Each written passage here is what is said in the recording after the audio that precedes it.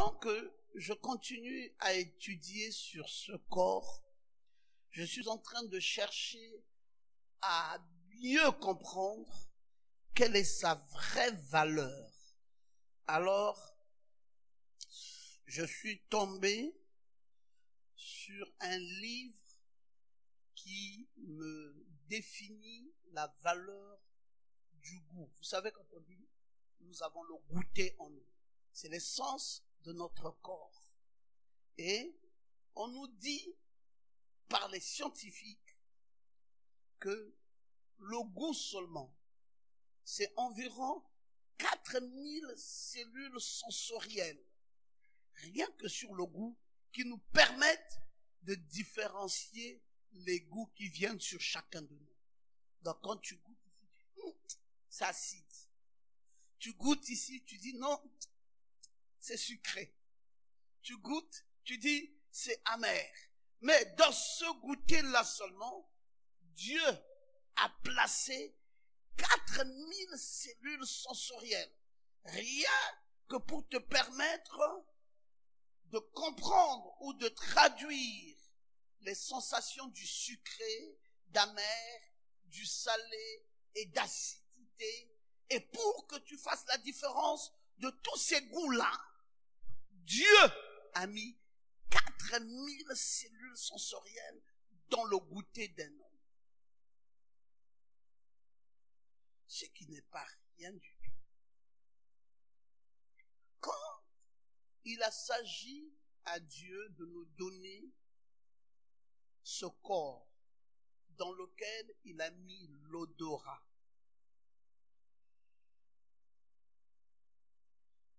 les scientifiques disent, dans cet odorat que Dieu a placé dans l'homme, l'homme est capable de détecter ou d'analyser des choses à l'impossible.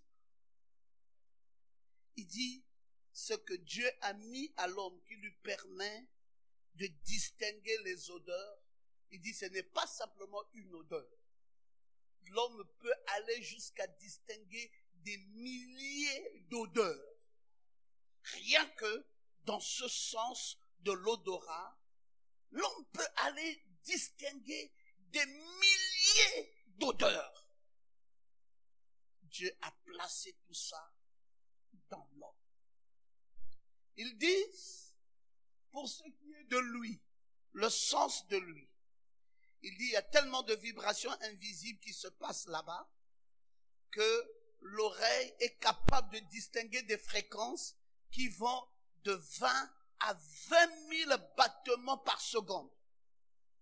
L'oreille de l'homme.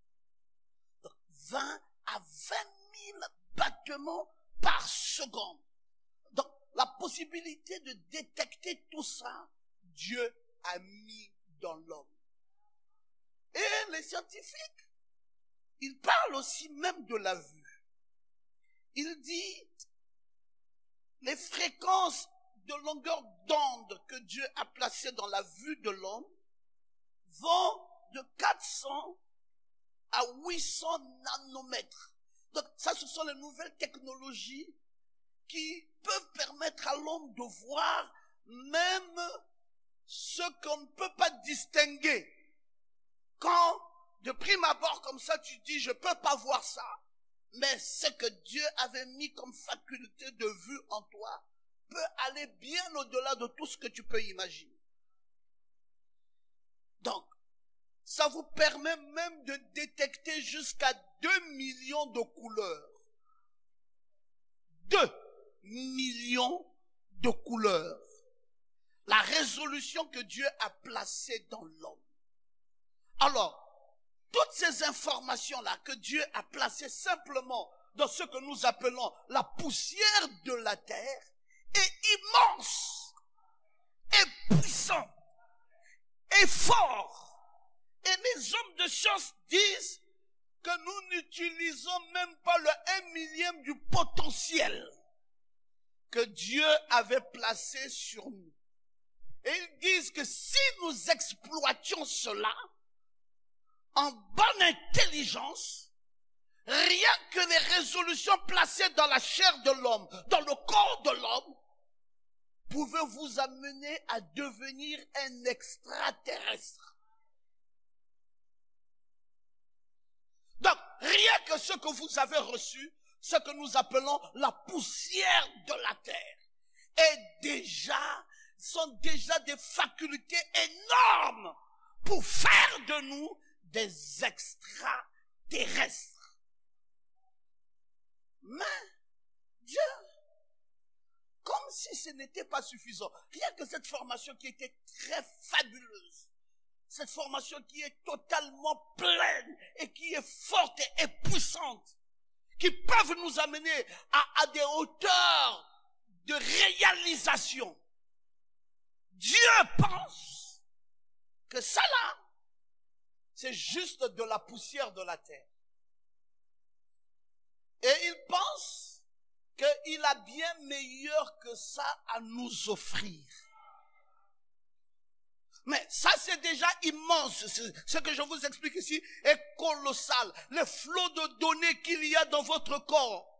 Si vous organisez ça bien, les myriades de capteurs que Dieu a placés dans chacun de nous, qui nous amènent à entrer dans le contact d'un monde conscient, est énorme. Tu peux faire des exploits et des exploits avec ça. Dieu dit non, je ne m'arrête pas là. Je veux souffler dans tes narines et que ce souffle n'aille pas se loger dans ta tête. Mais je veux souffler sur toi pour que ce souffle descende dans ton cœur et que ça puisse habiter ton cœur. D'après que nous avons lu ce texte, bon nombre d'entre nous peut-être avons souhaité que Dieu vienne souffler sur nous et on n'a jamais eu l'occasion de voir Dieu venir et souffler. Alors ce souffle-là, il s'agit de quoi réellement? Puisqu'on ne l'a pas vu souffler dans nos narines pour que nous devenions une âme vivante. Alors, il a fallu rentrer en étude approfondie dans le message pour désormais comprendre qu'est-ce que Dieu a fait avec l'homme. Et Dieu a placé, pour ce qui nous concerne, 3 baptêmes.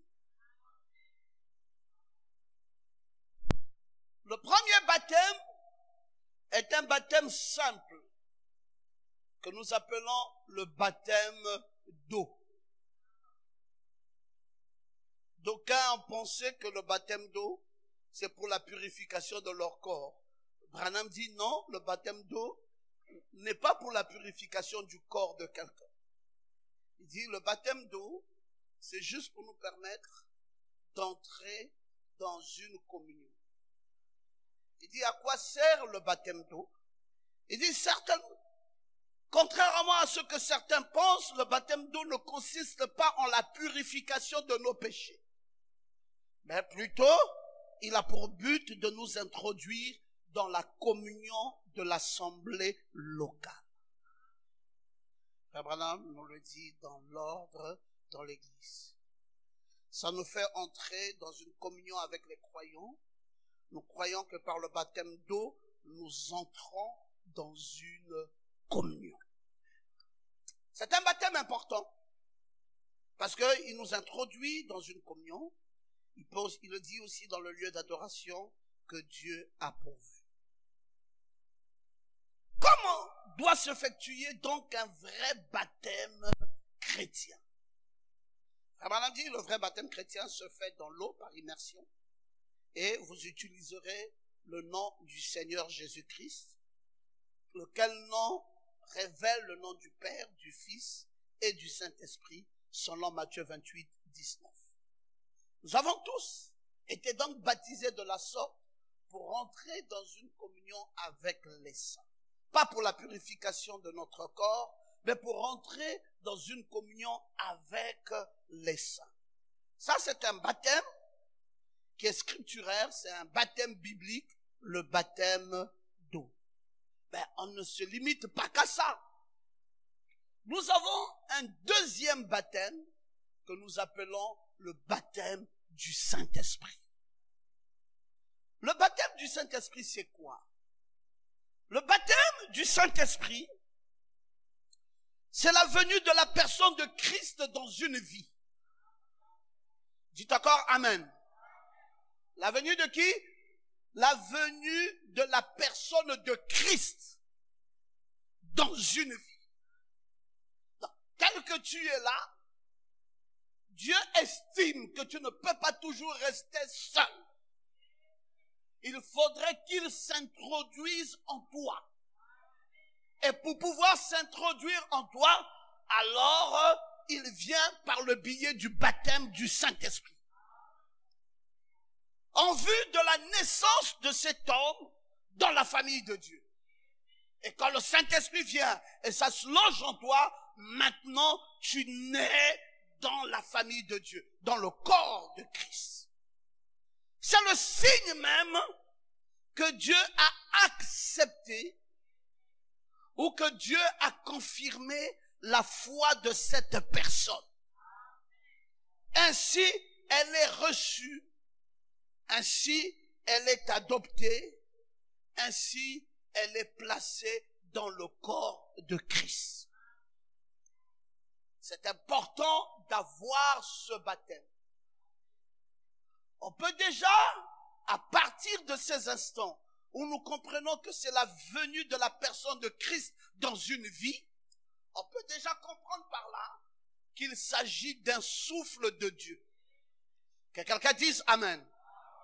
Alors là, c'est que tu n'es plus seul, mais Dieu vient de souffler en toi. Et le souffle que Dieu fait en toi, comme je viens de vous l'expliquer, ce n'est pas de bouche à bouche, ou je ne sais pas, de bouche pour dire qu'il va introduire un souffle comme un vent au-dedans de toi. Non!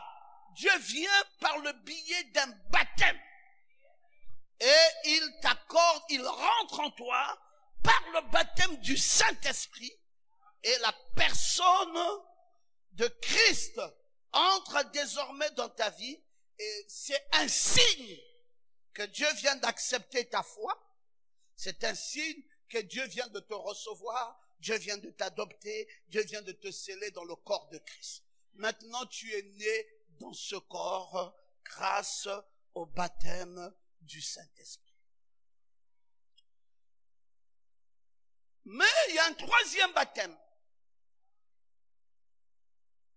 Quand on a déjà parlé du baptême du Saint-Esprit, on ne peut pas penser encore qu'il y ait autre chose à part ce que nous venons de définir.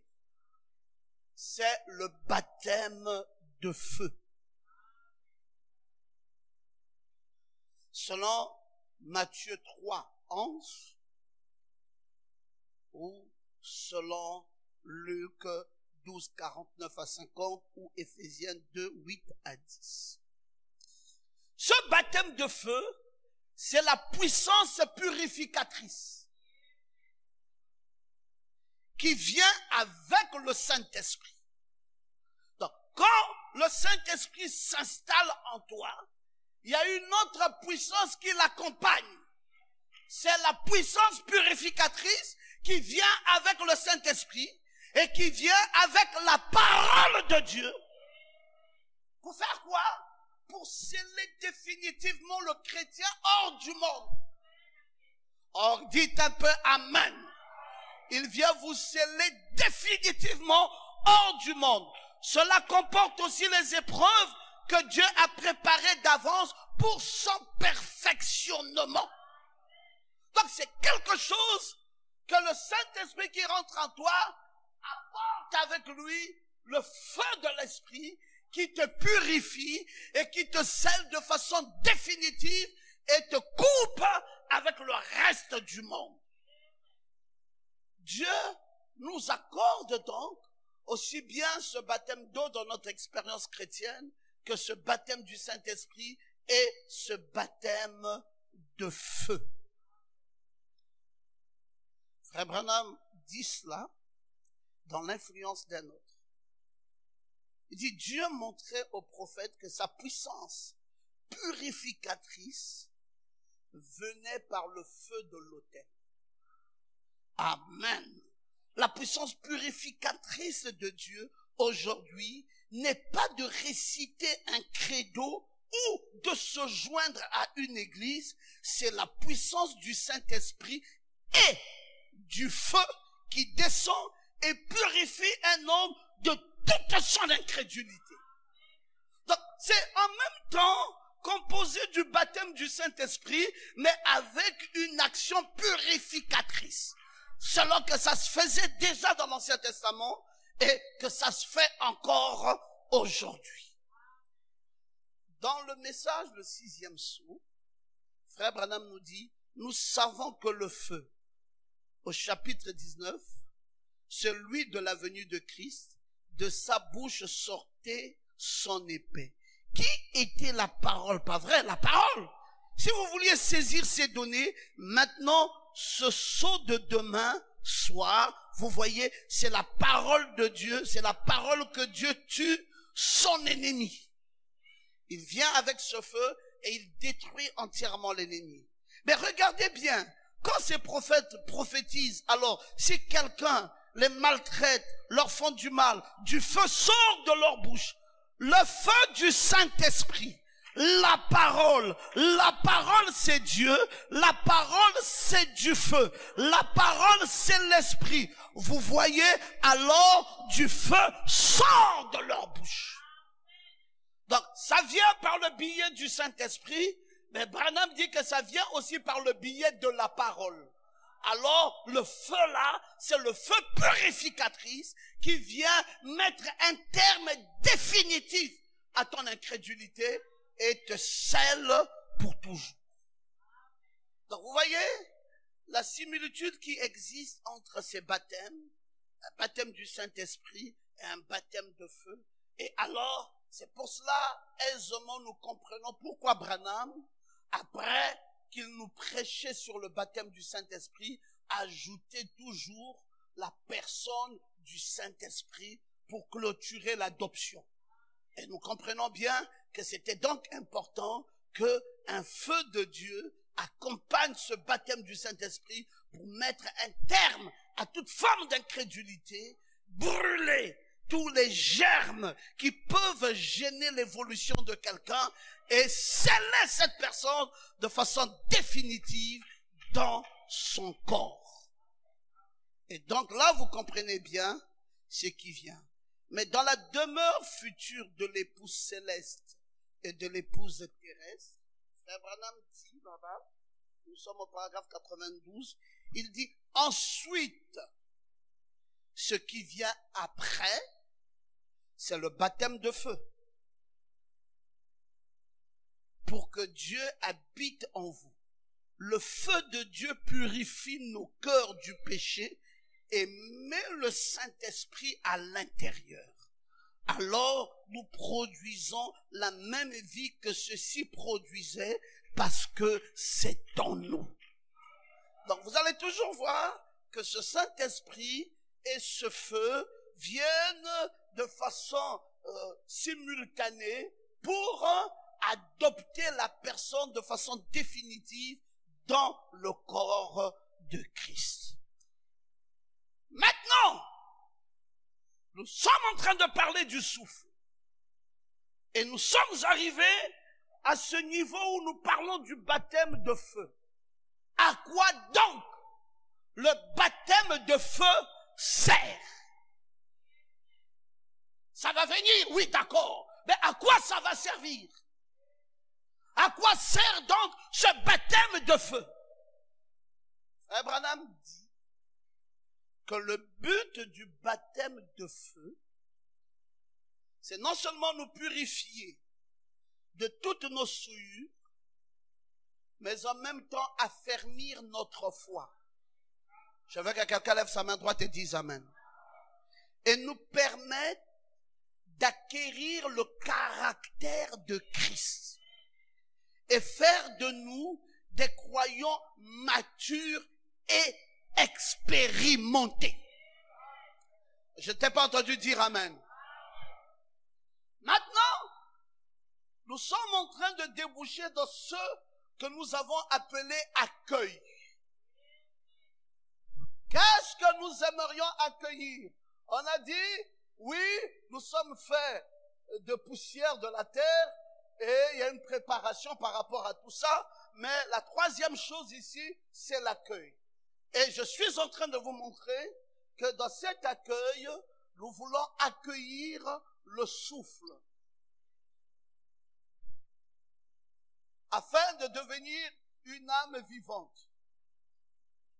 Mais dans ce souffle que nous accueillons pour devenir une âme vivante, je suis en train de vous dire que ce n'est pas un souffle comme un vent, mais c'est un baptême.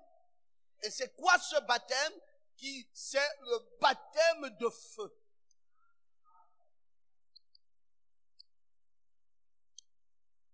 Ce baptême de feu qui a plusieurs rôles.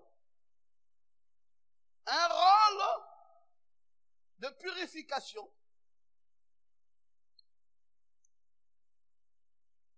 Mais aussi un rôle de caractère.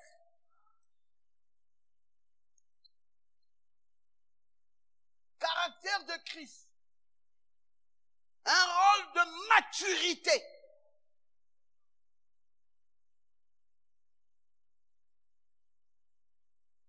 Il faudrait que le chrétien que je suis, que je ne sois pas toujours, toutes les années, comme un chrétien flottant.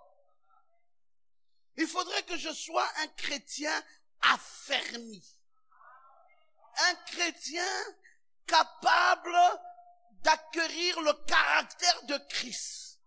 Un chrétien mature, mais aussi un chrétien expérimenté.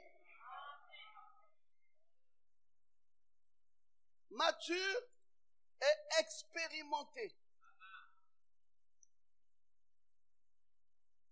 Vous voyez le rôle que ça va jouer? Dieu doit souffler. Oui, pasteur Goma, Dieu doit souffler sur nous. Mais pour que nous arrivions à quel niveau? Est-ce que pour que nous puissions tomber là, par des crises? Mais c'est pour que nous arrivions à quel degré de foi? C'est pour un affermissement réel. Un affermissement de foi.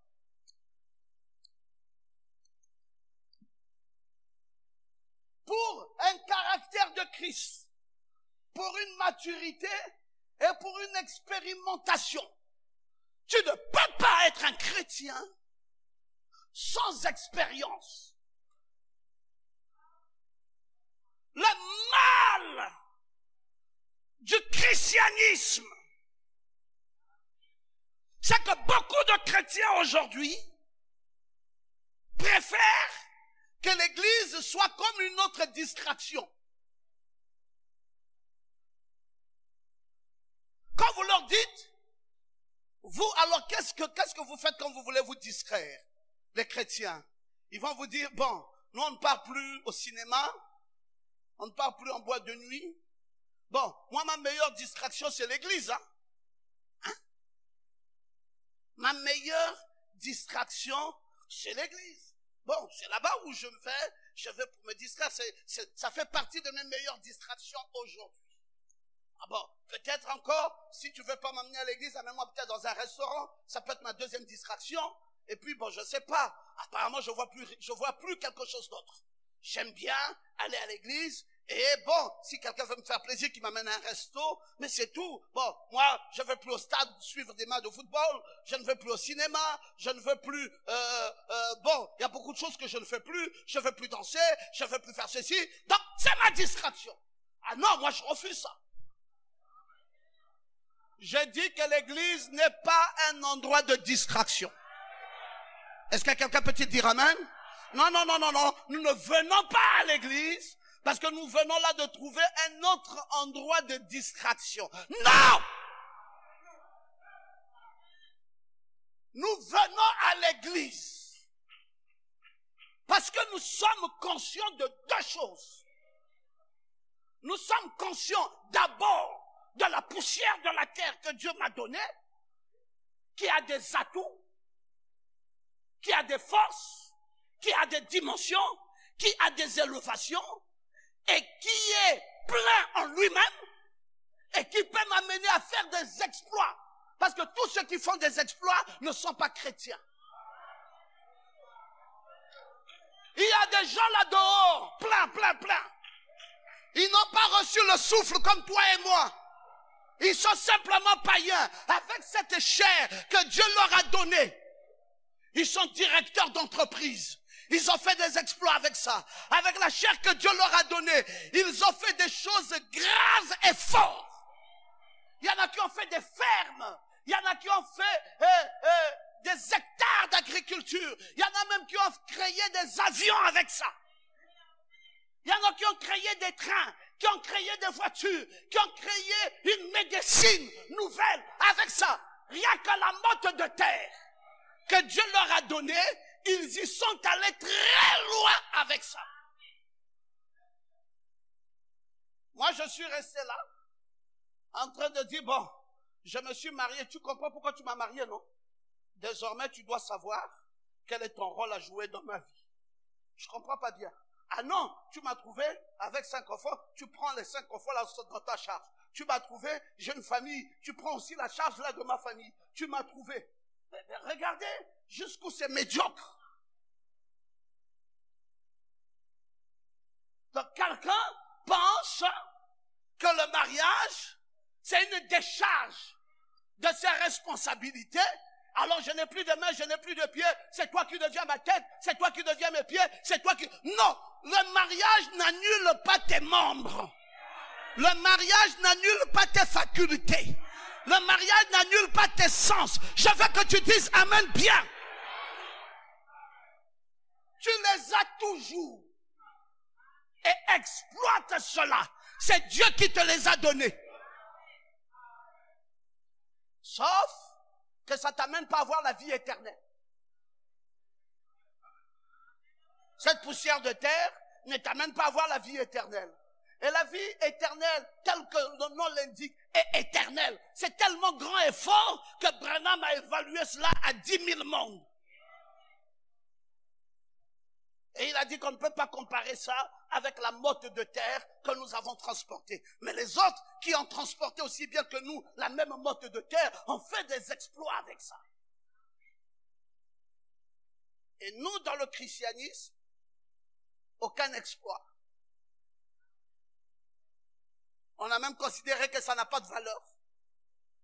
On nous a tellement martelé dessus que ça c'est rien, ça c'est les choses de la terre, ça c'est les choses d'en bas, ça n'a aucune valeur. Ça a été tellement martelé que les plus médiocres du monde aujourd'hui sont les chrétiens. Parce que bon, pour eux tout c'est aussi les choses de la terre. Il dit les choses de la terre, ils s'habillent quand même. Il dit les choses de la terre, ils font quand même les enfants.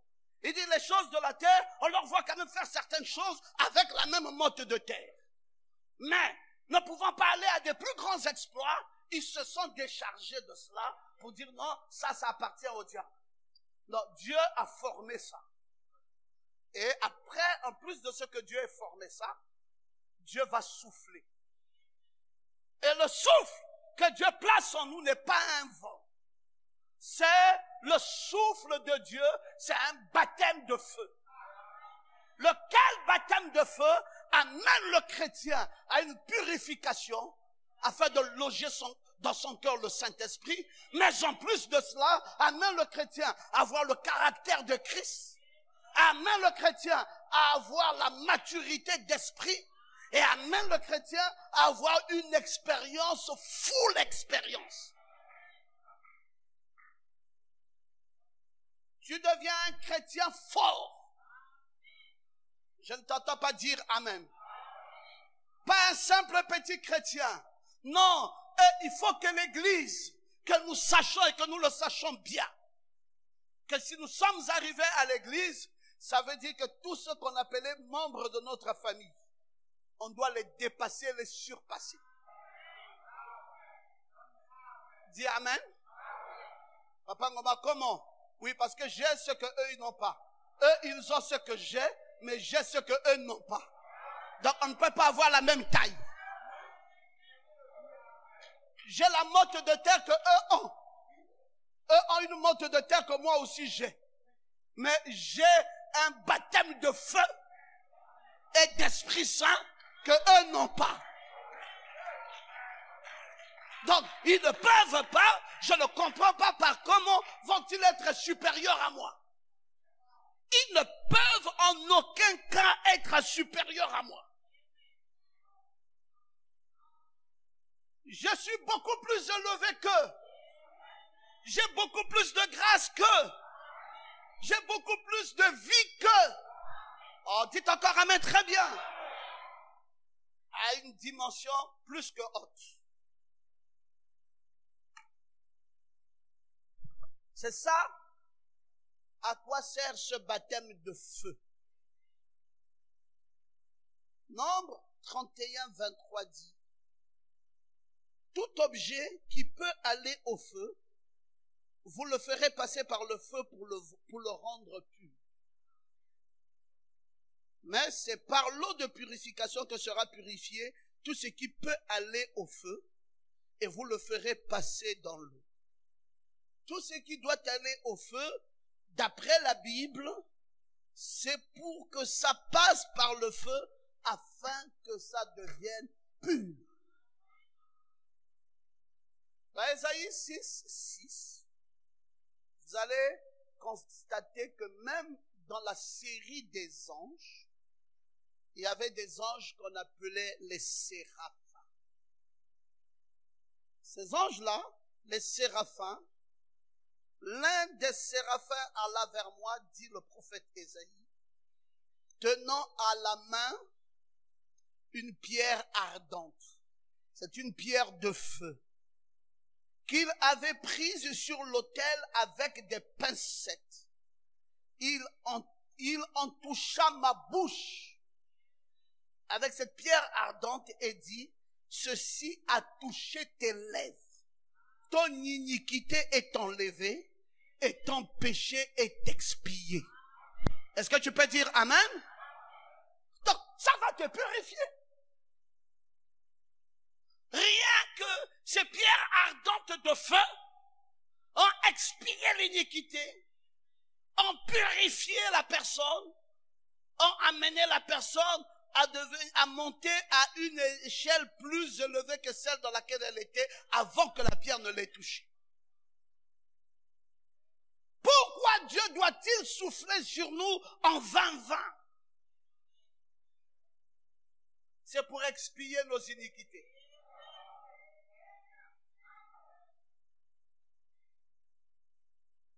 C'est pour nous amener à enlever nos iniquités, à expier nos péchés et à nous amener à une dimension plus haute. Que l'ange, comme dira frère Branham dans le message Le Consolateur, il dit que l'ange vienne de l'autel avec des pincettes.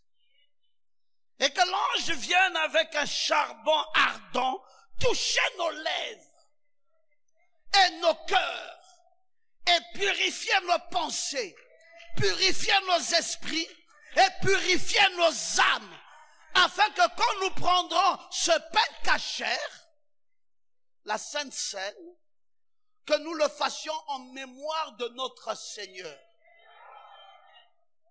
Qu'il vienne maintenant purifier nos lèvres, purifier nos pensées, purifier nos cœurs, purifier nos esprits, afin que lorsque l'on prendra ce pain caché, que cette dimension soit autre.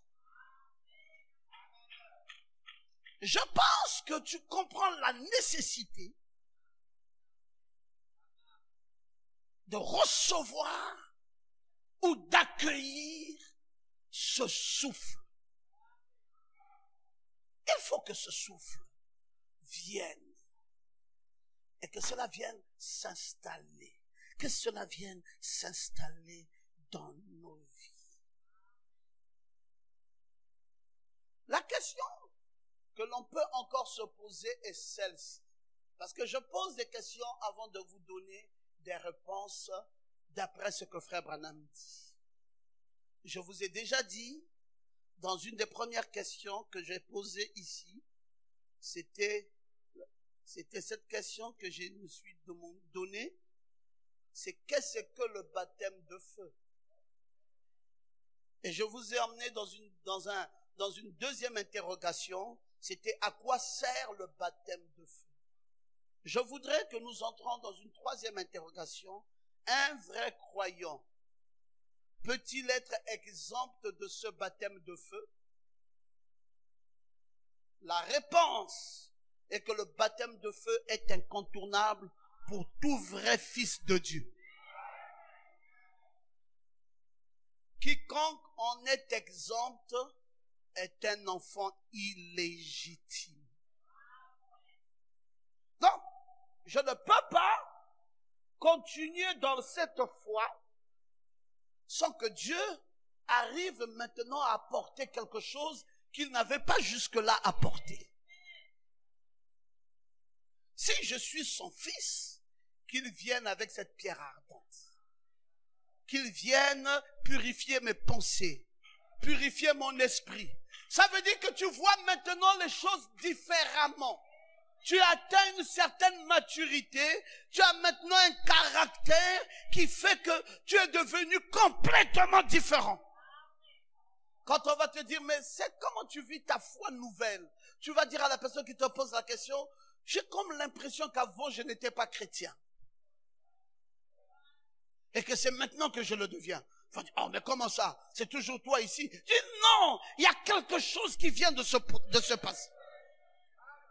Je suis maintenant très sûr de moi. J'ai maintenant une assurance. J'ai maintenant une confiance qui s'est installée. J'ai maintenant en moi quelque chose qui me fait croire que rien n'est impossible à Dieu.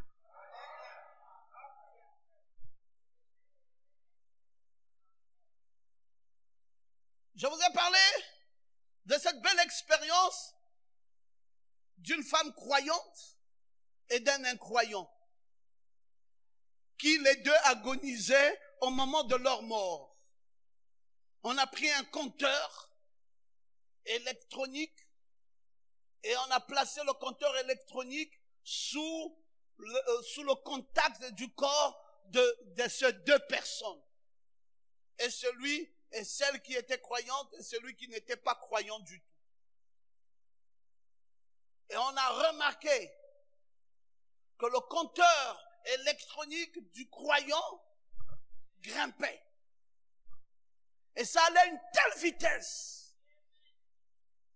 que ça pouvait atteindre la lune, ça pouvait atteindre les galaxies. Ça pouvait atteindre le soleil, ça pouvait atteindre tous les étoiles, tellement que ça s'élevait. On a dit, mais ça, c'est l'expérience avec le croyant. On dit, maintenant, prenons le même compteur, plaçons-le sur celui qui n'a pas Christ. Frère Branham, c'est Frère Branham qui raconte. Frère Branham dit, au lieu que ça dégringole vers le haut, ça fait le sens contraire. Et ça allait maintenant vers le bas. Et Frère Branham tire la conclusion de cette histoire en disant, on ne pourra jamais comparer un croyant à un non-croyant. Ils n'ont pas les mêmes ressources. Ils n'ont pas la même chose. Non, je ne t'entends pas dire amen. Un non-croyant et un croyant sont différents. Qu'est-ce qui fait donc la différence? Posons-nous cette question. Mais tous les deux ont la motte de terre, tous les deux sont poussière de terre. Mais qu'est-ce qui fait la différence? C'est le souffle. C'est le souffle qui s'est logé dans le cœur du croyant. Ça fait de toi une divinité. Non, vas-y dire amen, très bien. Ça fait de toi une puissance. Ça fait de toi un être semblable à Dieu. C'est pour cela qu'au 6e jour, Dieu dira, faisons l'homme à notre image et à notre ressemblance. Et quand cet homme qui avait été fait à l'image et à la ressemblance de Dieu était là, Dieu dit, je me repose. Parce que Dieu laisse maintenant la continuité de cette affaire dans les mains de celui qui a pris place. Je vous ai dit que ce souffle, c'est pour que Dieu soit visible en moi. C'est-à-dire que le Dieu invisible, celui qui a tout le temps été invisible, nous voulons le rendre visible. Et pour que nous le rendons visible, nous le rendrons visible en toi. Prépare-toi à accueillir ça. Prépare-toi à accueillir ce baptême de feu. Prépare-toi à accueillir cet être divin. Prépare-toi à accueillir ce caractère de Christ. Prépare-toi à recevoir cette divinité absolue qui fera que tu sois entièrement différent. Qui fera que tu avances avec beaucoup de succès. J'aime t'entendre dire Amen. Le baptême de feu est incontournable pour tout vrai fils de Dieu. Et être exempt de cela est être un fils illégitime. Quand nous lisons dans Hébreux au chapitre 12, alors que nous lisons le verset 5 jusqu'au verset 8, il est dit là-bas, et vous oubliez l'exhortation qui vous est adressée comme à des fils. Mon fils, ne méprise pas le châtiment du Seigneur et ne perds pas courage lorsqu'il te reprend. Car le Seigneur châtie celui qu'il aime et il frappe de la verge tout ce qu'il reconnaît pour ses fils. Supportez le châtiment. C'est comme des fils que Dieu vous traite. Car quel est le fils qu'un père ne châtie pas? Mais si vous êtes exempt du châtiment auquel tous ont part, vous êtes donc des enfants illégitimes et non des fils. Vous ne pouvez pas être exempt de ce feu qui vient expier ton iniquité, qui vient purifier ton être entier, parce que c'est cela le but, et qui vient de t'amener à être un réceptacle d'un Dieu puissant et fort. Alors Paul, parlant, il dit, mais écoutez, vous n'êtes pas comme cela. Ils peuvent être exempts du châtiment de Dieu, mais pas vous. Il dit, quiconque sera exempt de cela est un enfant illégitime. Mais vous êtes des fils légitimes. C'est votre droit, mes frères. Il s'agit de votre droit de recevoir ce souffle de Dieu. Pasteur Ngoma, est-ce que nous pouvons recevoir cela globalement, nous tous, d'une façon unanime? Non, c'est individuel.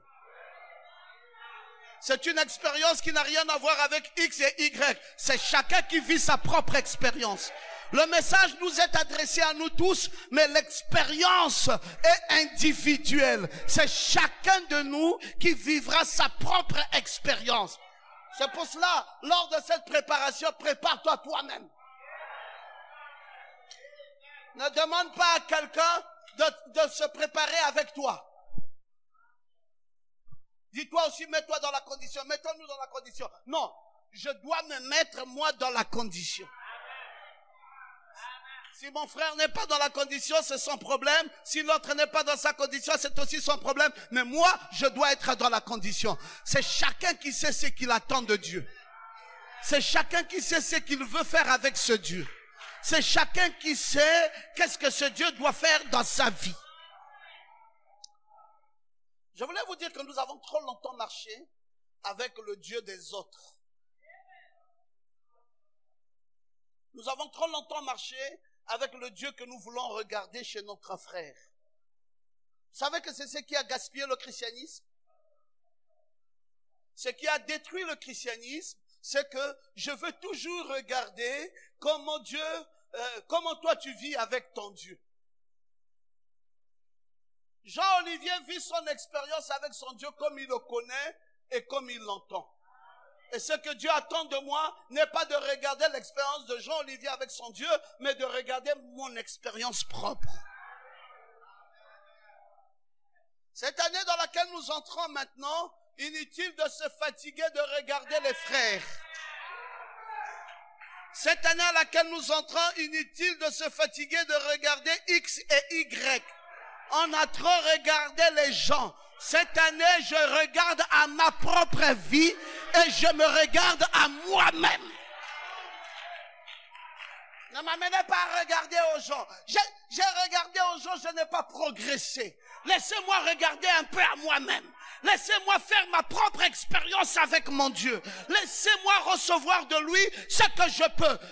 Docteur Ngoma est arrivé avec ce message pour dire à chacun de nous de façon individuelle: tu es une motte de terre, prépare-toi à accueillir le divin Saint-Esprit dans ton cœur. Prépare-toi à accueillir le souffle d'une nouvelle expérience. Prépare-toi à accueillir des choses aussi magnifiques.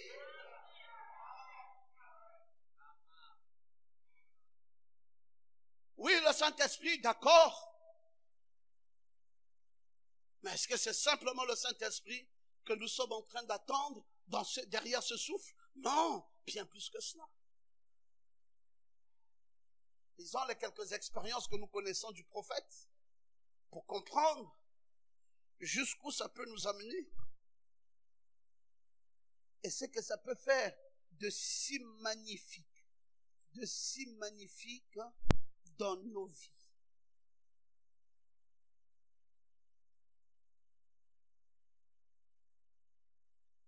Je dis que ça peut envoyer un message radio à 5 reprises autour du monde entier. Ça peut engendrer une puissance qui t'amène au-delà de la lune, au-delà des étoiles, et qui t'amène même jusqu'au trône de Dieu. Est-ce que tu as dit amen à ça? Voici autant de choses que ça peut faire. Mais est-ce que le chrétien réalise ça?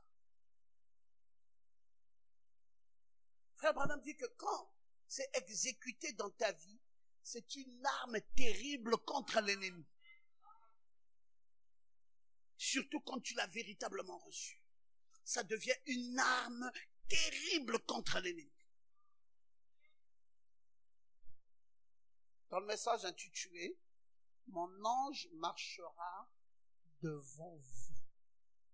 Frère Branham dit: maintenant, tout au long de ce voyage, il a promis de pourvoir à tout ce dont nous avons le besoin. Tout au long de ce voyage, il a promis de pourvoir à tout ce dont nous avons le besoin. Mais frère, rien qu'un terme comme ça. Voici mon voyage appelé 2020. Est-ce que quelqu'un dit amen? Voici l'étalage de mes besoins.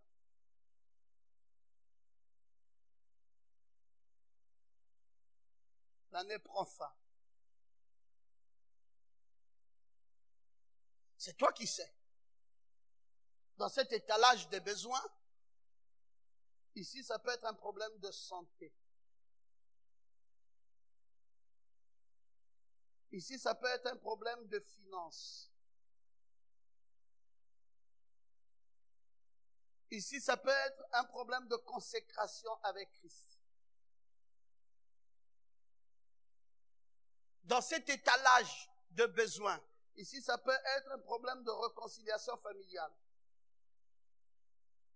Dans cet étalage, ici, ça peut être un problème de parole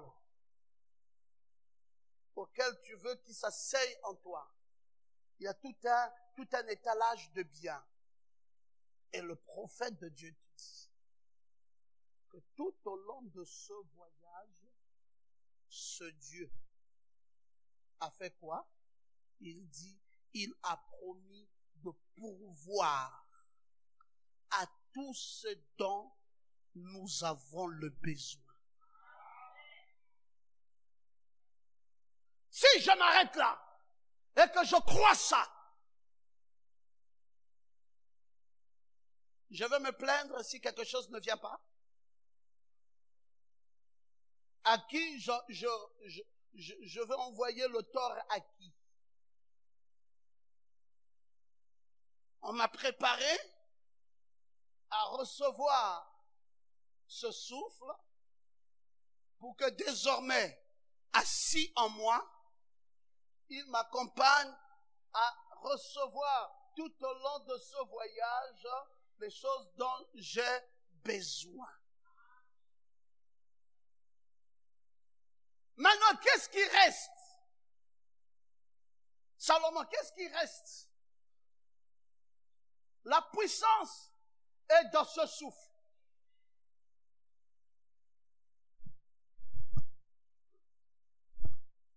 La puissance est dans ce souffle.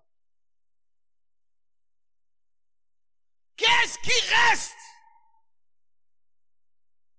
Il te reste la foi.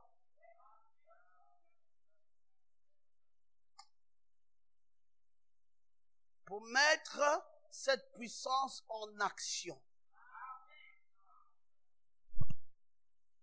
Oh non, je vais chercher, ça ne va pas. Il me faut aller quelque part d'autre. J'ai besoin d'une église qui va me secouer. J'ai besoin d'un nouveau pasteur qui va souffler sur moi. J'ai besoin, parce que je sens que j'ai besoin d'onction. Non, tu ne sais pas ce que tu veux. Tu n'as pas besoin d'onction. L'onction suprême, Branham dit, est sous contrôle. L'onction suprême n'est pas une onction qui amène quelqu'un à s'agiter. L'onction suprême qui avait oint Jésus est une onction sous contrôle. Tu es toujours là, mais tu es oint. Est-ce que tu peux dire amen? Tu es oint parce que tu as une onction suprême, mais c'est sous contrôle. Fais l'étalage de tes besoins. Arrête de penser que ça se trouve à Mars, ça se trouve à Jupiter, ça se trouve à Mercure, ça se trouve là où toi tu te trouves. Je ne t'ai pas entendu dire amen? Là où toi tu te tiens, la grâce que tu veux là, est là où toi tu es. La chose même que tu désires avoir est là où toi tu es. La grâce, la bénédiction que tu veux est même là où toi tu es. Alléluia! Le papa Goma, mais si c'est là, mais pourquoi je ne l'ai pas? Pourquoi je ne le reçois pas? Tu n'as pas la foi.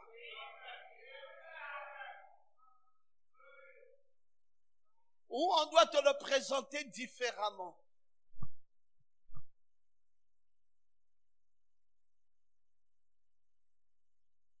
Mes amis, je vous dis, je suis satisfait du message.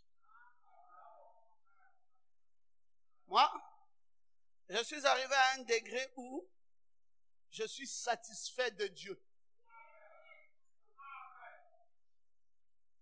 Je ne peux plus incriminer ce Dieu, ou je ne peux plus me permettre de dire qu'il a tort, ou je ne peux plus imaginer qu'il ne m'ait rien donné. Je ne peux plus penser que Dieu, j'ai encore des choses à forcer avec lui. Non, moi, je crois qu'il m'a donné ça. Tout au long de ce voyage, il nous a accordé des choses, mais il nous revient à nous de les prendre.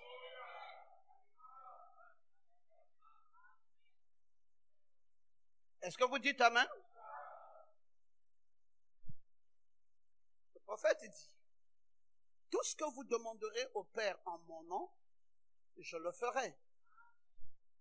N'importe quelle chose. Marc 11, 24. Tout ce que vous désirez, quand vous priez, croyez que vous l'avez reçu. Vous le recevrez. Maintenant, il nous a donné l'arme la plus efficace qu'il y ait dans le monde entier. Et il dit, c'est la prière. Et la prière est ce qui change les choses. Il a donné ça à qui? Il a donné ça à toi. Est-ce que tu crois ça? Il n'a pas donné ça à nous tous comme disons, allez, mettez-vous là, je vais vous partager. Non, chacun de nous a reçu la révélation de la chose qu'il a eue de Dieu. Chacun de nous sait que quand ça ne va pas, on prie Dieu. Chacun de nous sait que quand j'ai un besoin, je vais vers Dieu, je m'adresse à lui. Et si je ne doute pas dans mon cœur et crois que ce que je lui ai demandé m'est donné, je le verrai s'accomplir. Alors pourquoi est-ce que je fais toujours des soucis quant à ma marche?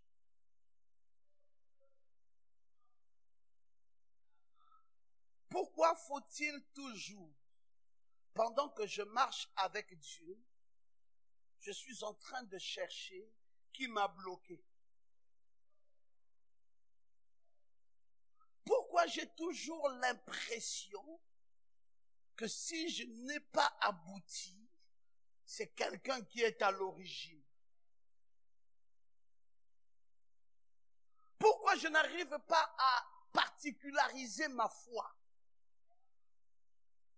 Pourquoi je ne parviens pas à réaliser que Dieu, avec les nations, traite de façon individuelle?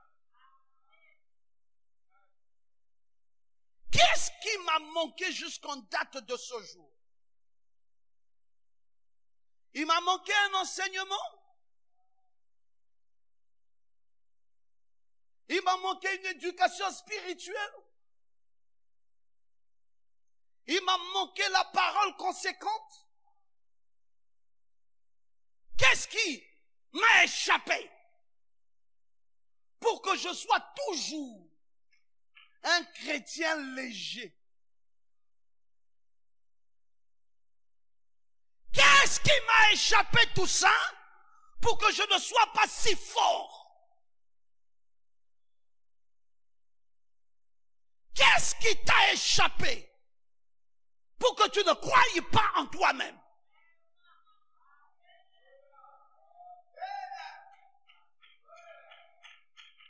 Tu diras, j'ai besoin de recevoir un bishop qui vient pour qu'il me touche. Mais mon frère, entre un bishop et un Dieu, qui préfères-tu que te touche?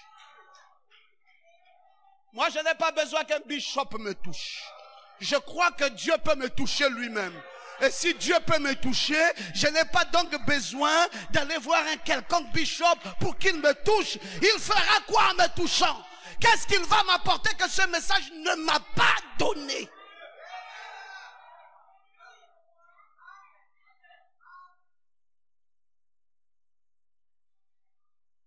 Oh non, parce qu'on a appris qu'il y a un grand homme de Dieu qui est là. Alors vraiment, il faut que j'aille. Tu vas faire quoi? Homme sans position. Long à croire ce que les prophètes ont annoncé. Frère Branham m'a dit à moi que tout ce dont j'ai besoin pour ce voyage, je peux le prendre. C'est à ma disposition. C'est à moi de grandir ma foi. C'est à moi de confesser et Dieu va l'accomplir.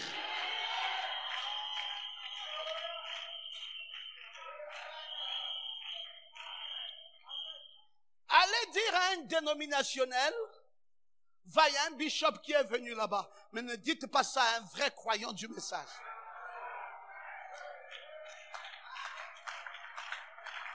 Ne dites pas ça à un croyant du Logos. Un vrai croyant du Logos qui a été positionné dans la parole. N'allez pas lui dire que l'arrivée d'un bishop peut changer sa vie.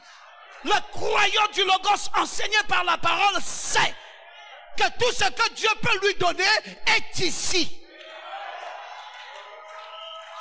La guérison est là. Les finances sont là. L'élévation est là. La gloire est là. Il t'appartient à toi seulement. Et à toi seul. De ramasser ça. Ramasse.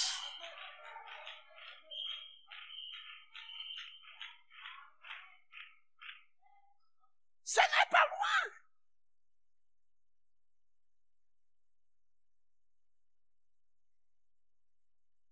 Non, la prière change les situations. Alors maintenant, frère Branham dit, le chrétien ne réalise pas quelle force il possède quand il se met à genoux devant le Dieu Tout-Puissant dans le nom de Jésus-Christ.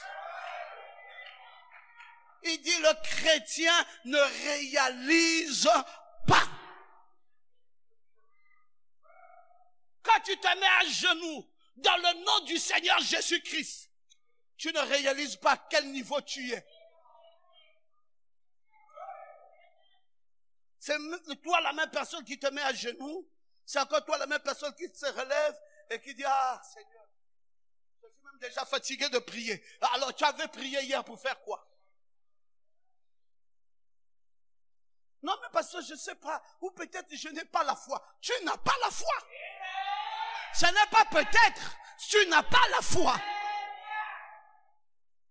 Et si tu n'as pas la foi, on peut t'amener dans tous les bishops du monde entier, ça ne produira toujours rien.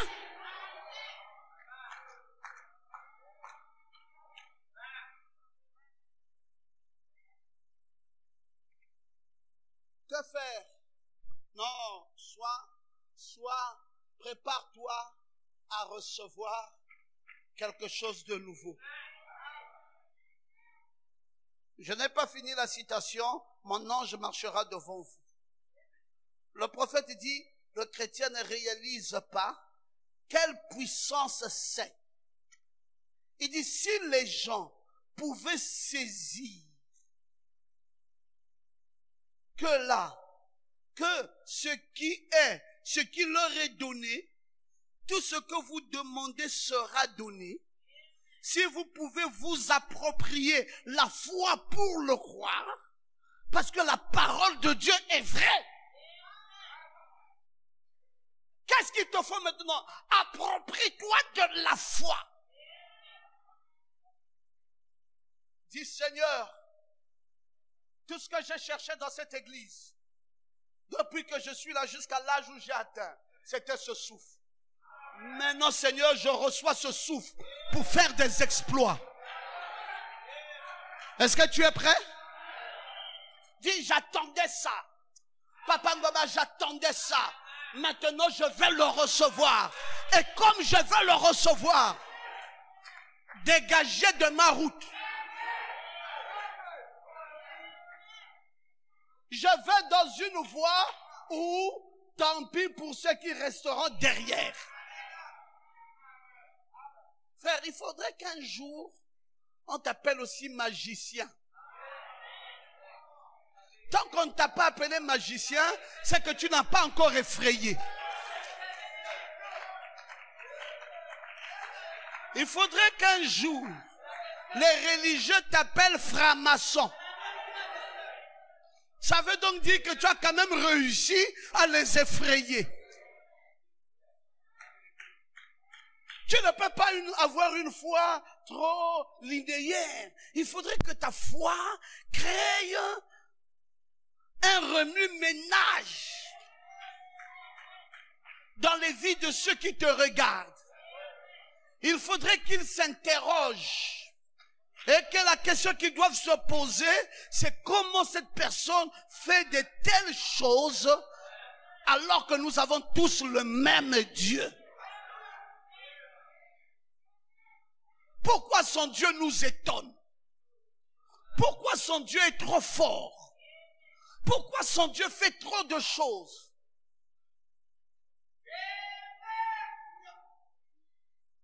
Là où on attend la mort chez toi, ça, la mort ne vient pas. Là où la maladie vient, la guérison vient surplomber aussitôt.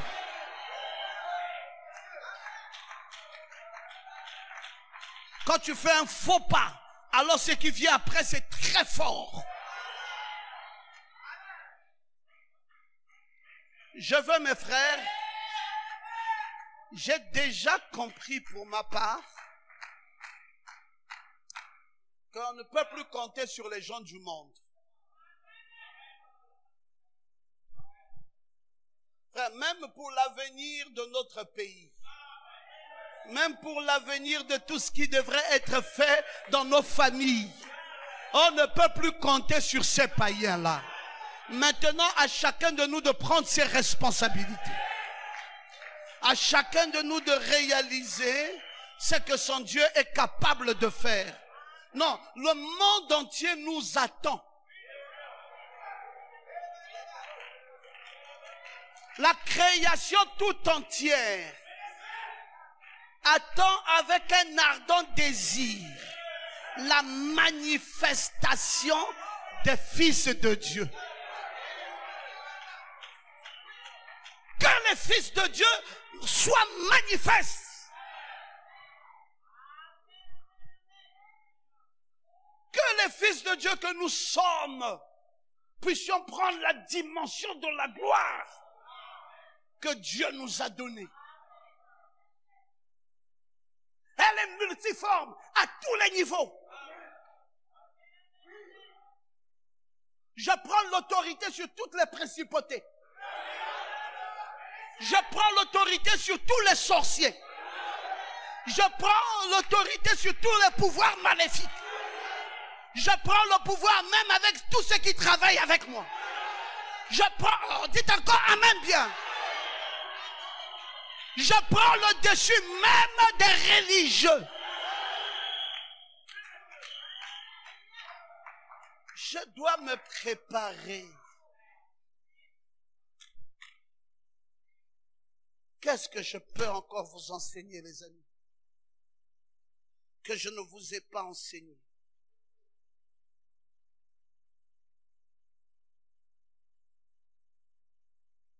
Écoutons, frère Branham. Tu sais toutes choses. Nous sommes au paragraphe 17. Frère Branham dit, voyez-vous ce que fait la prière? La prière ne consiste pas exactement de faire descendre Dieu vers l'homme. Mais elle consiste à faire monter l'homme vers Dieu. Dites encore amen bien. Alors que vous priez, vous perdez de vue les choses de la terre. Vous vous envolez quelque part ailleurs, là-haut, et toujours, et toujours, et toujours, jusqu'à ce que vous arriviez dans la présence de Dieu. Il dit, vous montez, vous montez, vous montez, vous montez, jusqu'à ce que vous arrivez à un niveau tel que là, tu sens maintenant que tu peux créer. Et tu dis, ça là, je ne veux plus que ça soit comme ça. Ça là, je veux que ça vienne, ça se mette ici. Est-ce que tu crois?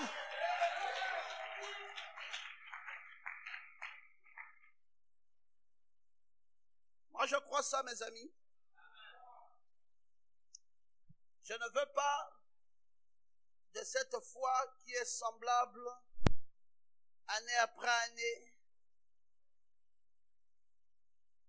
La même chose, les mêmes échecs, les mêmes pleurs, les mêmes ennuis, les mêmes problèmes, les mêmes regrets, les mêmes plaintes, les mêmes ennuis, année après année.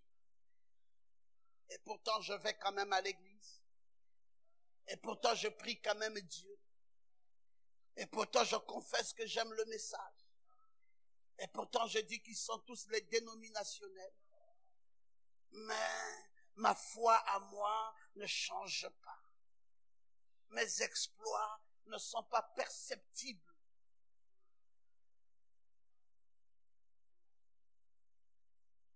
Gershom, voici le temps nouveau. Le temps nouveau pour chacun de nous d'imposer ce qu'il veut dans sa vie.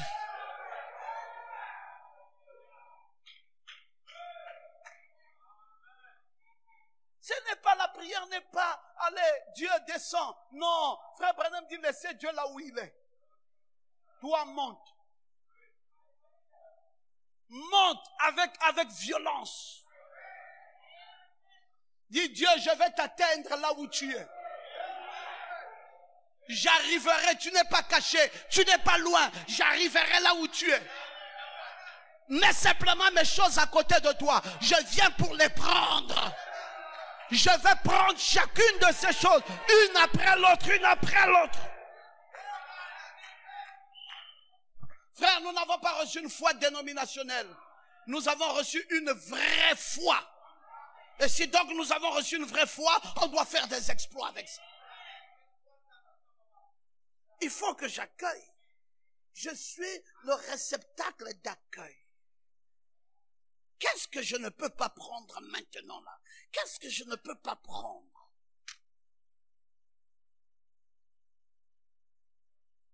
Non, commencez par vous recueillir. Dans ce temps de préparation, commencez par vous relaxer. Jusqu'à ce que votre esprit devienne calme. Hors de toute tension. Hors de toute distraction. Frère Branham a dit, ne commencez pas par prier. Relaxez-vous d'abord. Mettez-vous d'abord dans un calme. Hors de toute pression et tension. Ne priez pas d'abord. Jusqu'à ce que vous sentez que le moment est arrivé.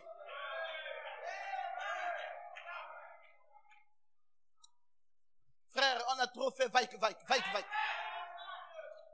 Seigneur, je t'ai pris au nom de Jésus. Seigneur, au nom de Jésus. Tu ne pries pas, frère, tu fais semblant. Tu es en train de consoler ton petit esprit que tu pries, tu ne reçois pas parce que tu ne pries pas bien. Relaxe-toi.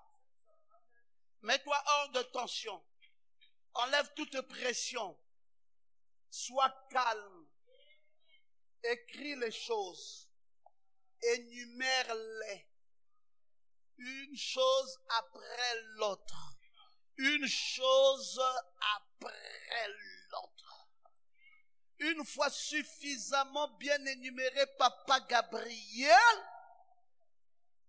maintenant parle. Tu peux même commencer par fixer des délais. Surtout quand tu te sens envahi de cette présence. Tu peux commencer par faire des choses, les gens vont s'étonner. Écoutez, les exploits que nous allons faire en 2020 vont dépasser de trop tout ce que nous avons fait depuis que nous sommes dans la foi. Oh, dis amen très bien. Tu vas rajeunir. Et Dieu va te redonner les moyens. Même si tu les avais avant et que tu les avais perdus, Dieu va te les redonner. Dieu va te redonner la foi, une plus grande foi. Et Dieu va t'amener à faire des exploits.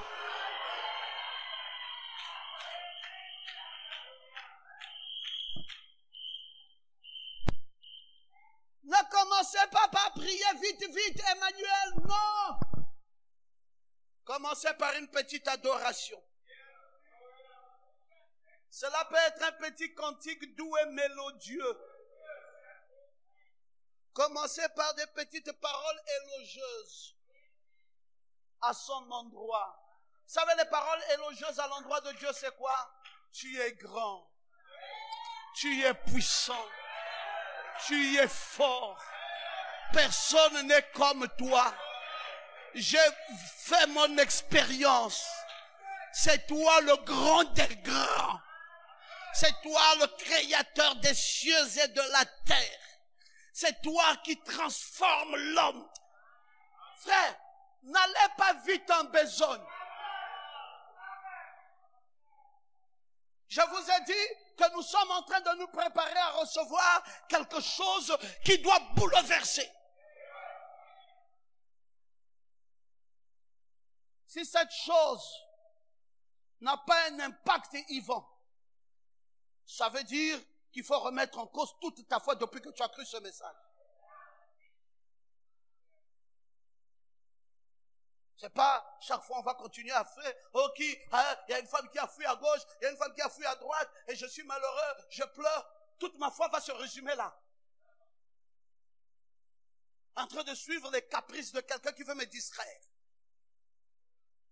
Et je vais perdre mon élan de foi. Je vais perdre ma vocation. Je vais perdre ma foi. Et tout ce que Dr Ngoma a enseigné. Je vais mettre ça dans l'eau parce que, bon, je suis toujours en train de vivre en fonction des pensées des gens. Je vous ai dit qu'avant que nous en arrivions là au souffle, nous avons d'abord réglé le problème de la motte de terre. Et là, la différenciation que nous avons créée, c'est que chacun est égal à lui-même. Est-ce que vous avez compris ça? Est-ce que vous avez compris ça? Tatiana n'est pas dans ton cerveau, Yvon, tu n'es pas dans son cerveau. Chacun de nous a son cerveau. Tu as tes mains, tu as tes pieds. On t'a rien arraché, on t'a rien enlevé. C'est une distraction. Et c'est comme ça que quelqu'un va rester. Non, laisse que quelqu'un qui part revienne te trouver avec un immeuble. Il dit, mais je croyais que ce que je t'avais fait, c'était pour bousculer ta foi. Mais derrière, tu dis non, tu es parti pour me libérer. Tu étais un fardeau. Quand tu es parti, le fardeau est tombé et l'immeuble est monté. Et quand la personne te voit, dit, donc tu ne me pleurais pas. Ah bon, donc tu avais fait ça pour que je te pleure. Donc toute ma foi va se limiter à pleurer un être humain comme moi. Donc c'était ça le plan de Satan. Bien aimé, je connais ces plans-là dans beaucoup de vies ici. Le diable est en train de détruire des vies, pensant qu'il va gagner sur vous tout le temps. Il y a un temps pour chaque chose.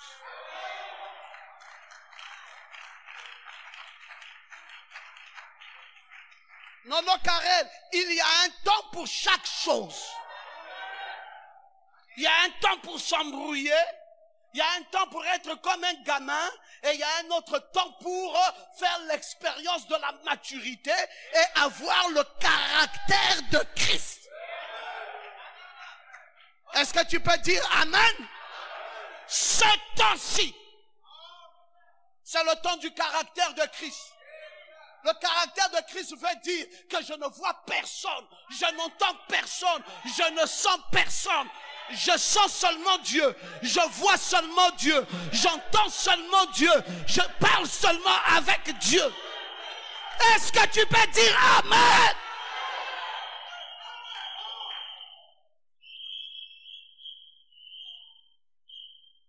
Mais je t'ai raconté quelque chose, non? Tu dis quoi? Il dit, je ne dis rien. Oh, tu te fâches pas? Ouais, donc, qu'est-ce que tu veux quand tu me racontes ça? Non, je croyais que tu allais te fâcher, quoi. Donc, tu ne te fâches pas. Il dit, donc, c'est ça que tu veux. Je n'ai rien entendu. Je n'ai rien vu. Oh, mais vous devenez complice avec le diable. Non, je suis complice avec Dieu. J'ai trop écouté ce qui a tué ma foi. J'ai trop écouté ce qui m'a détruit, ce qui m'a réduit, ce qui m'a ramené. Maintenant, je ne retourne pas. Je suis en train d'avancer. Il y a un cycle évolutif. J'avance maintenant. Il a fini avec la poussière de la terre. Maintenant, il souffle. J'avance. Que le Seigneur aide mon église. Mon église, le Logos, à avoir une autre sorte de foi. Mes frères, c'est ma prière vis-à-vis de chacun d'entre nous. Que l'Église nous aide, que Dieu nous aide. Que Dieu aide mes filles, que Dieu aide mes fils à ne plus se laisser distraire par tout ce qui les a distraits pendant beaucoup de temps. Que chacun de nous soyons concentrés pour un objectif. C'est ma prière, chers enfants. C'est ma prière. C'est ma prière. Oh, c'est ma prière. Je vous dis une chose. C'est Frère Branham qui l'a dit. Le message s'intitule Le surnaturel. Il dit là qu'un homme ou une femme de prière, c'est quelqu'un qui est permanemment en contact avec le Seigneur. Il deviendra plus sûr et il deviendra un vainqueur. Un homme, une femme de prière est une personne qui est permanemment en contact avec les hommes. Permanemment en contact avec ce que les gens pensent. Permanemment en contact avec ce que les gens disent. Permanemment en contact avec ce que les gens imaginent. Voilà ce qui nous a détruits.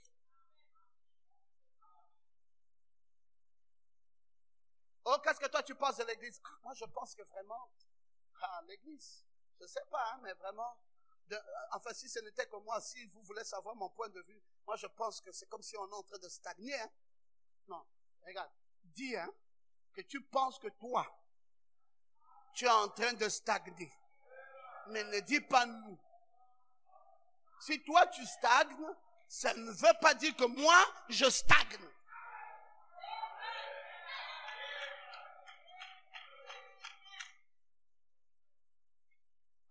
Qu'est-ce que vous-même vous pensez de votre ministère? Écoutez, c'est que moi je pense de mon ministère sans avoir une haute estime de ma personne. Pour être modeste, je pense que ces dernières années, je fais 10 000 fois plus que ce que j'ai fait pendant toutes les années où j'ai servi Dieu.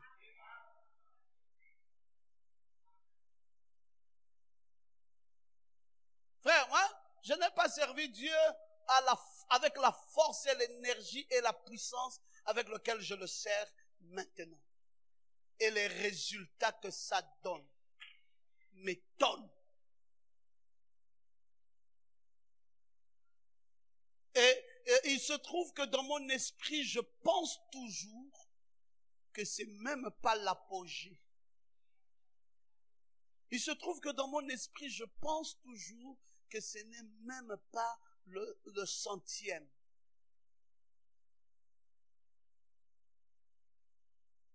Parce que j'ai un thermomètre qui me permet de jauger la puissance et la force des actions de Dieu à travers le monde.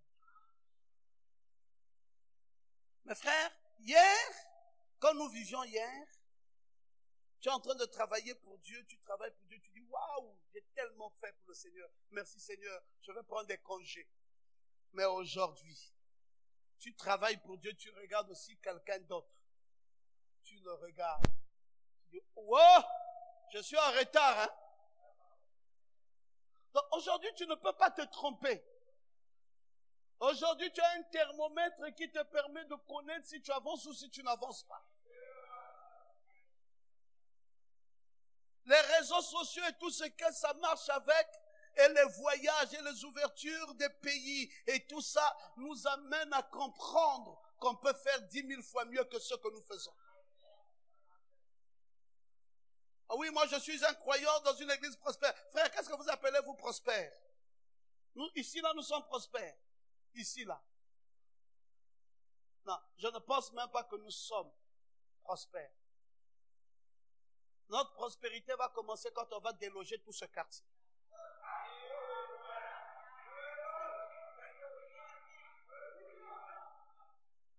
Ou alors, ici deviendra encore une autre cellule. Comme partout ailleurs, il y a des cellules, ici aussi peut devenir une autre cellule. Et puis, on peut aller là où maintenant nous montrerons nos muscles. Mais Papa Ngoma, est-ce que vous pensez un jour que la mort arrive? Je vous ai dit que ça vient nous trouver là où ça nous trouve. Papa Gabriel, ça vient te trouver là où ça te trouve. Hein? Tu as fini là où tu as fini, ça te trouve là, tu dis gloire à Dieu. Seigneur, j'ai fait ce que j'ai pu faire. Pourquoi faut-il avoir un Dieu si grand, si fort, si puissant, et être si petit, si faible, si banal? Quand j'étais à Lomé, j'ai rencontré un grand responsable de la voix de Dieu. Il me dit, frère Pierrot, comment tu vas? J'ai dit, je vais très bien. J'ai dit, mais il y a longtemps, toi, tu viens plus au Gabon. Il dit, écoute, je veux te dire la vérité. J'ai dit, oui, vas-y, parce que je ne te vois plus venir au Gabon depuis.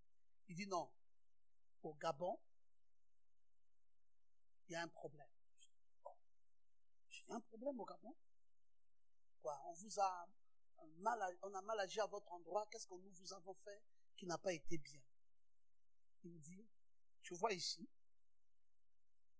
regarde ce qu'ils ont offert pour Dieu. Et ça nous donne la lassitude de travailler. Tu vois ce qu'ils nous donnent? Vous, au Gabon, vous ne nous donnez rien. Vous ne faites rien. Nous sommes dégoûtés de vous. Je dis, oh, pourquoi tu dis ça? Nous sommes un bon pays, quand même. Hein, pourquoi? Après, il recule. Il dit, maintenant, frère Pierrot, je veux m'adresser à toi particulièrement. Je dis, pourquoi moi particulièrement? Il dit, non, parce que maintenant, pour te dire la vérité, nos attentes pour le Gabon, c'est toi. Je dis, non, mais il y a beaucoup. Il dit, oui, il y a beaucoup, mais d'abord toi. Et puis je dis, mais pourquoi d'abord? Il dit, oui, mais parce que tu es fort. Et nous voulons voir les actions d'hommes forts que tu es. Je suis resté comme ça, j'ai courbé la tête. J'ai dit, ah, c'est... J'ai dit, j'ai compris. Le message est passé. J'ai dit, merci d'avoir compris ça. Donc frère, il y a des gens qui n'acceptent pas ce que nous sommes en train de faire. Ils pensent que nous valons 10 000 fois mieux que ça. Je ne sais pas, ils voient ça où. Je ne sais pas, ils comprennent ça comment. Je ne sais pas, ils ont eu la révélation de ça de quelle façon. Mais je sais une chose, c'est qu'ils trouvent que nous n'assumons pas nos responsabilités.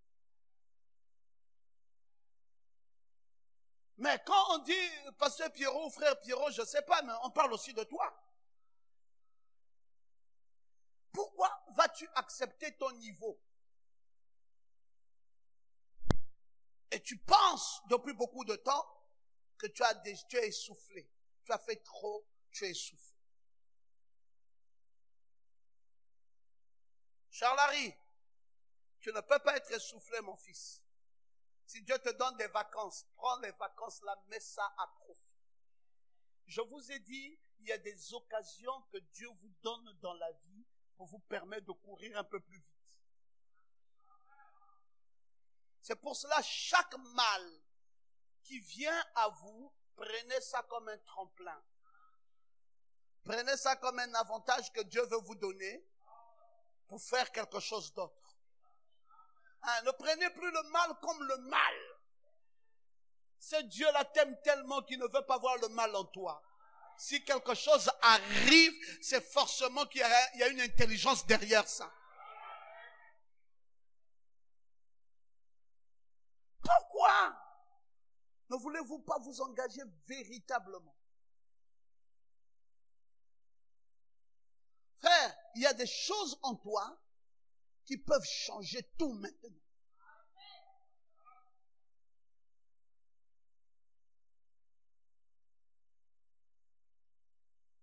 Réveillez-vous. investissez-vous pour la maison du Seigneur. Agissez conséquemment. Montrez que vous pouvez atteindre ces niveaux. Pendant la préparation, j'allais te dire, bientôt je vais finir, fais-toi une introspection. Tu sais ce qu'on appelle une introspection? Ça veut dire, rejette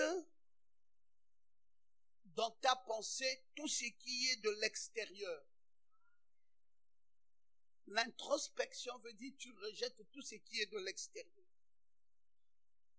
Et tourne tes yeux vers l'esprit à l'intérieur de toi-même. Là où se trouve Christ. Là où se trouve le Saint-Esprit. Fais une introspection. Rejette un peu tout ce qui est de l'extérieur. Entre un peu au-dedans de toi-même. Est-ce qu'il t'arrive de méditer, bon, si Dieu habite dans mon cœur, qu'est-ce qu'il attend de moi maintenant?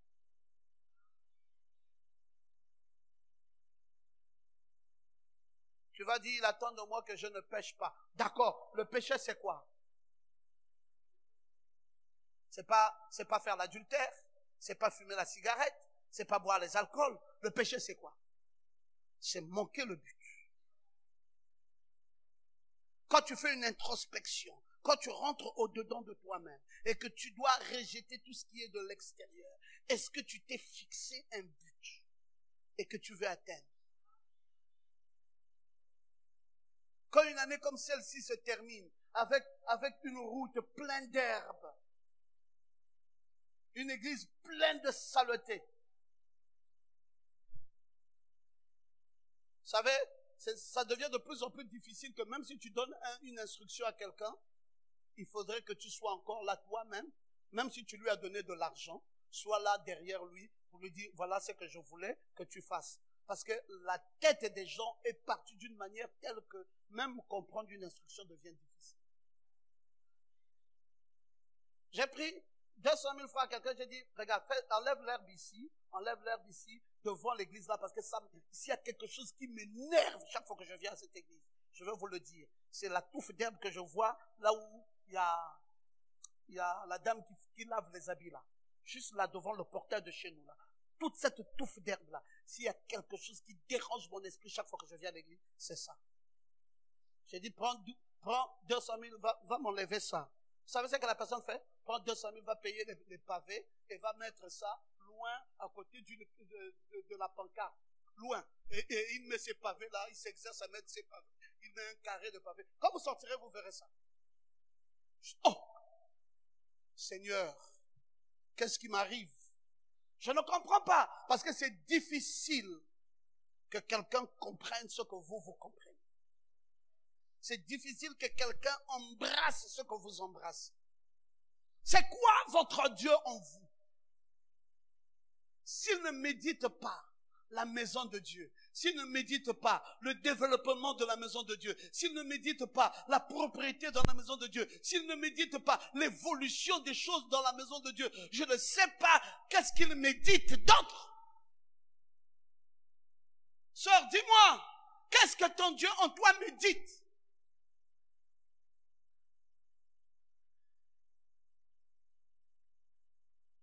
Si tu venais à dire à Dieu, Dieu, donne-moi les moyens forts pour transformer ton monde, il va te dire, les moyens faibles que je t'ai donnés n'ont même pas acheté un balai. Et les moyens forts vont faire quoi?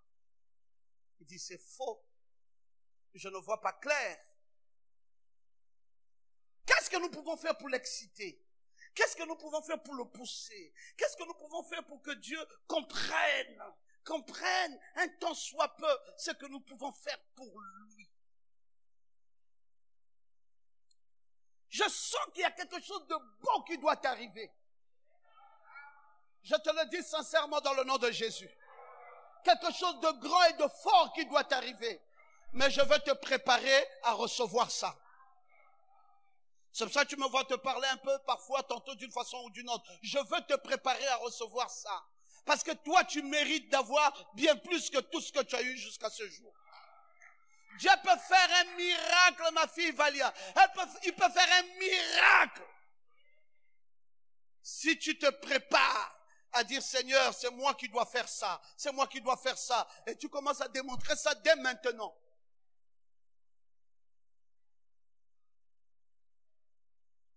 Bah, Branham a dit à Dieu, Seigneur, je ne comprends pas, tu as dit qu'il y aura un tourbillon à la côte ouest, il y aura un jugement qui va s'abattre là-bas. Dieu lui dit, bien sûr. Il dit, mais Dieu, tout ça, je ne comprends pas, ton langage est trop compliqué. Il y a des choses difficiles que tu m'amènes à proclamer sans que je ne comprenne. Il lui dit, non, si tu veux comprendre ça maintenant, ramasse une pierre. Il dit, il a ramassé. Il dit, maintenant je fais quoi? Il dit, lance en l'air. Il lance. Il dit, ça part, ça fait comme un tourbillon.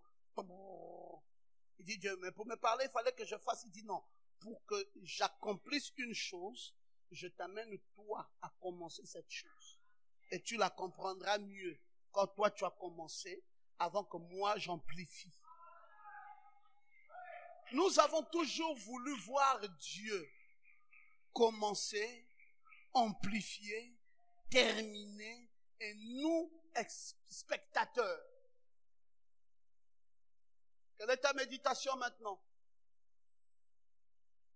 Si, en regardant même les ampoules ici, et que tu constates qu'il y a une ampoule ici, là, qui est grillée, que ça ne te dérange pas, c'est que ton esprit voit toujours les choses ailleurs.